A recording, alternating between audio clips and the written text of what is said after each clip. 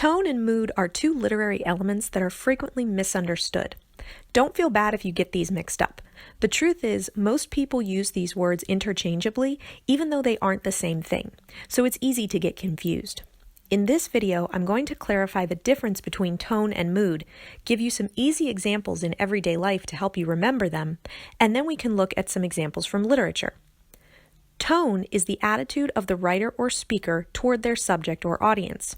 Tone is conveyed through the words the author chooses to use and how they express their point of view. Since tone is an attitude, it is expressed using words that would describe an attitude. Mood is different in that it describes the feelings in the reader or audience as reactions to the text. The author or text evokes certain feelings in the readers through word choice and descriptions of characters and setting.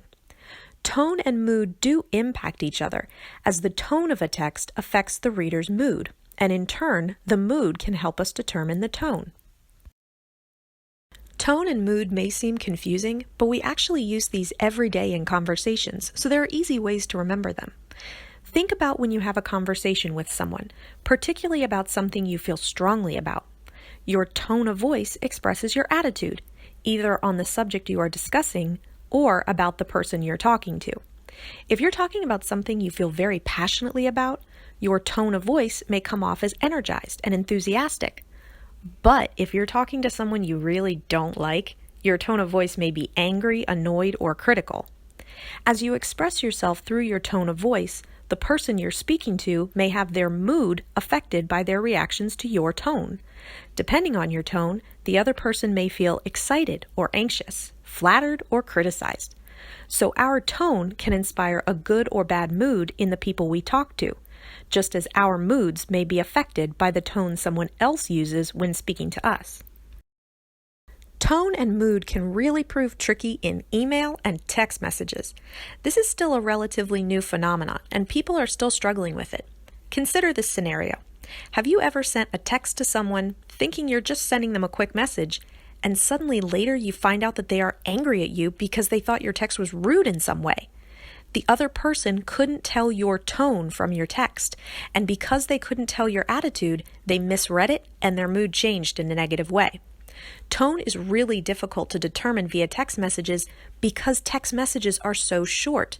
Use or lack of punctuation, shortened word choice, even how long it takes for someone to respond can all confuse the tone of a text, and people end up getting offended simply because they misunderstood the other person's attitude.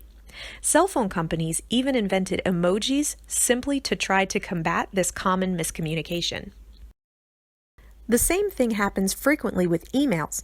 Have you ever received an email and got really angry reading it, thinking this person is being rude or aggressive or bossy? But then when you respond to it or confront the person later, it turns out they never intended that at all. This means that the person who wrote the email did not have effective control of their tone.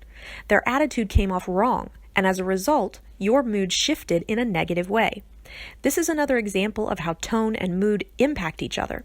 When a writer accurately controls their tone, they can inspire a proper mood reaction in their reader. But if the writer does not have good control of their tone, it will develop a mood in their reader that they didn't want or intend. Here is one final quick example. Two messages expressing the same request, but the wording and punctuation are slightly different. Do you notice how the tone of the messages change? Do these changes affect how you would feel if you received these messages? Tone is the attitude of the writer, and mood is your reaction to it. The way that tone and mood have been impacted by cell phones, email, and social media is still evolving, and hopefully we'll get it under control soon. If you want some easy practice with tone and mood, just scroll through an internet comment section under a news article. You'll find loads of arguments between people who misread a tone or miswrote their own tone, and moods shift and fights break out. But for now, we're going to look at some quality tone and mood examples from literature. Here are some quotation examples of Holden's sarcastic tone in The Catcher in the Rye. If you're familiar with this book, you probably recognize Holden's snarky attitude.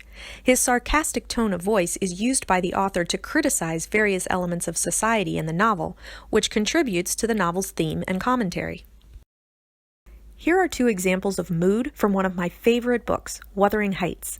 In this case, the mood is developed through description of settings. In Wuthering Heights, there are two primary settings that contrast each other: the two estates of Wuthering Heights and Thrushcross Grange. The Grange is described as, "Chapel bells were still ringing, and the full, mellow flow of the beck in the valley came soothingly on the ear.